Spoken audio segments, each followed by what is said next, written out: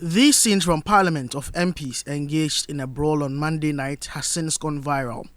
The matter of contention that generated into the chaos, whether the e-levy bill should be taken under a certificate of urgency or not, and whether First Deputy Speaker Joseph Osei could vacate his seat as Speaker to participate in the voting that was underway for his second deputy, Andrew Mwakwasiama, to take his seat while he had already voted.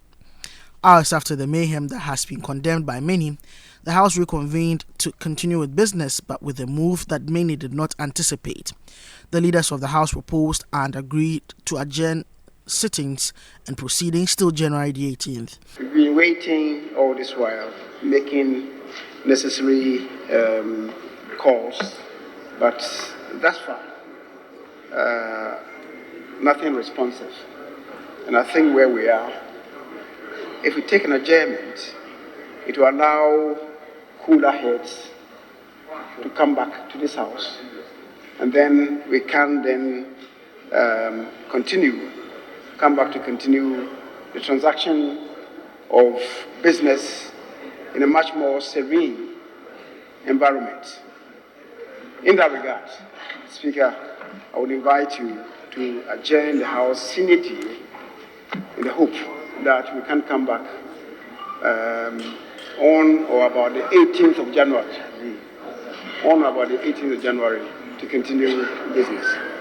It's important that we carry the country along, and we need to demonstrate to the country that our democracy is growing and will not suffer some of the unacceptable sins and spectacles we've witnessed on the floor.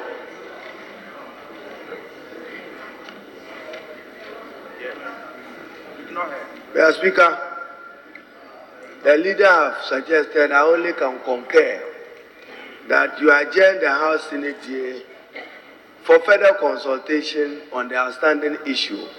Thankfully, appropriation have been passed, so the minister can keep the country running and keep its institutions running. I second the motion for adjournment. The motion for adjournment has been moved and seconded. All in favor of the motion say aye. All against say no. I think the ayes have it. The ayes have it. The House is accordingly adjourned sine die. After adjournment, the Majority Leader Osei Sabonso apologized for the conduct of his colleagues and explained the decision reached on the adjournment. I think this is a very shameful and embarrassing moment for us in Parliament.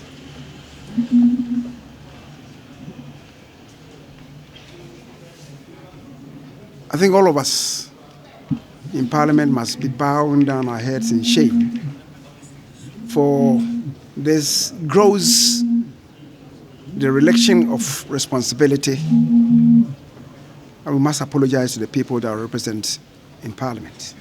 When we came, we decided that we should allow ourselves some time for cooler heads to prevail and take an adjournment into the new year. Hopefully, as I indicated, maybe not further than the 18th of January.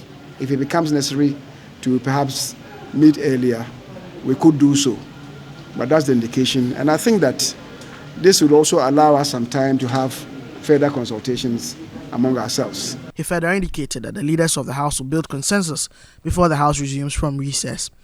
The smaller leadership, that is 5 on each side, plus the deputy speakers, we've met, and sometimes even over lunch or dinner, at least about 10 times. And the extended leadership, including the chairman and ranking members of committees, numerous occasions, all to build consensus and move forward as one people. And yet, they turn around to say that we have not been engaging enough. Yesterday, we had several meetings. The day this so-called rejection of the budget happened, that weekend, we're having consultations with them. So we've been doing that we will not relent. We will continue to do that. Yeah. Later, the Deputy Minority Leader James Kluchavegi disputed claims that the Speaker of Parliament, Alban Bagbinmaya's actions is part of a grand design to obstruct government business. Everybody should disregard all the comments about Afenyo Makin in relation to the leadership style of Mr. Speaker, Honorable Bagbin.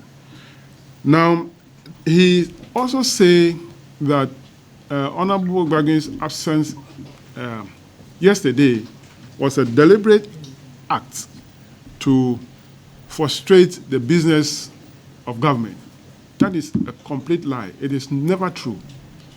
We all know that Honorable Bagbin just returned from Dubai, where he went to undergo a lot of medical treatment. And he must obey the instructions and directives of his doctors, because his life is very important. He called on government to devise innovative means to raise revenue rather than the electronic transfer levy. We have all the time governed this country without e-levy. The effort that we should make as a country is to target the income earners and pay. One of the principles of taxation is what? The more you earn, the higher the tax you pay. There are people, about 300,000 Ghanaians are in the upper class of income. Are they paying taxes? Ken Ofori-Atta should focus on that rather than trying to sit in the comfort of his chair in the office and say that at the end of the day, without doing anything, revenue will come from your transfer that you're making to your parents back in the village. Reporting for Citi News from Parliament House, my name is Duke Mensopoku.